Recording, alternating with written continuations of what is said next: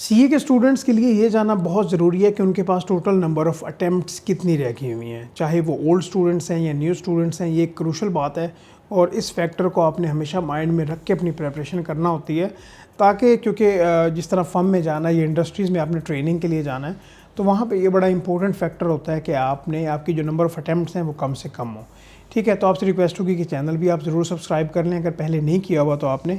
यहाँ पे मैं कैटेगरीज इस तरह से बनाना चाहूँगा कि एक तो फ्रेश स्टूडेंट्स हैं जो कि सीए में एडमिशन ले लेते हैं, और दूसरे वो जिन्होंने पहले से सीए में एडमिशन ले लिया हुआ है, कुछ उन्होंने एग्ज़ाम्स पास भी कर लिए हुए हैं, कुछ उनके रहते हैं।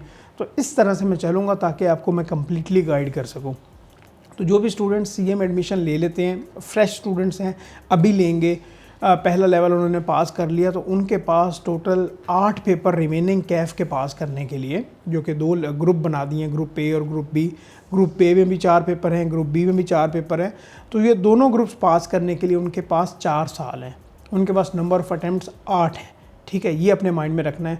अगर 4 साल में आप सारे पेपर पास नहीं कर सकते और आपका 1 या 2 लास्ट पेपर रह जाते हैं, वो एक कंडीशन लिखी हुई है न्यू एजुकेशन पॉलिसी में, तो आपको 1 साल का ग्रेस पीरियड दिया जाता है।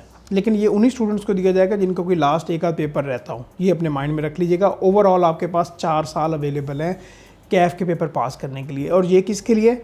न्यू स्टूडेंट्स के लिए।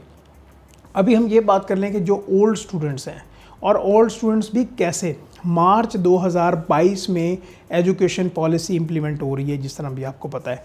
1 अटैम्प्ट वो काउंट होगी और 1 अटैम्प्ट काउंट होगी अभी। ये आगे जितनी भी अटैम्प्ट्स होंगी वो फिर ओल्ड स्टूडेंट्स के लिए काउंट होगी।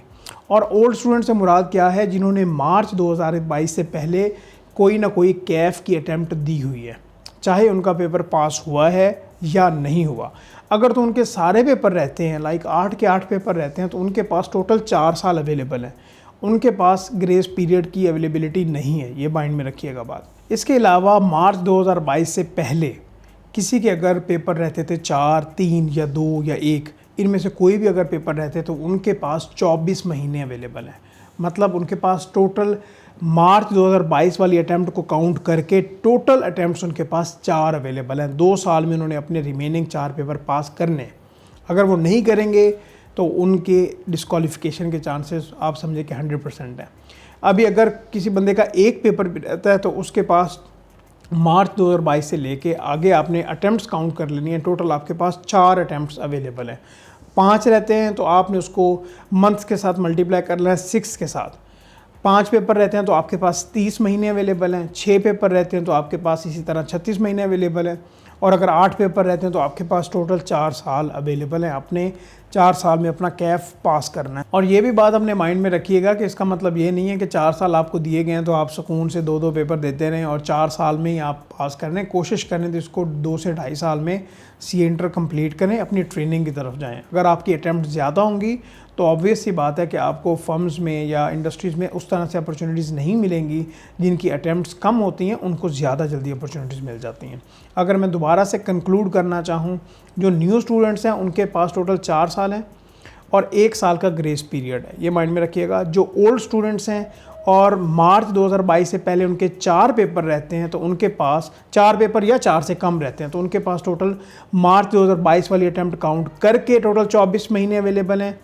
और अगर कोई भी उनका पेपर पास नहीं हुआ, 8 के 8 पेपर रहते हैं मार्च 2022 के बाद, तो फिर उनके पास 4 साल अवेलेबल हैं विदाउट एनी ग्रेस पीरियड। तो आई होप कि आपके लिए ये वीडियो बेनिफिशियल रही हो और ये बड़ा क्रूशल था आपके लिए। मैंने कहा कि वो आपको गाइड कर दूं, और ये शेयर भी कीजिएगा अपने फ्रेंड्स के साथ। इंशाल्लाह नेक्स्ट वीडियो में बात करते रहेंगे। अस्सलाम वालेकुम।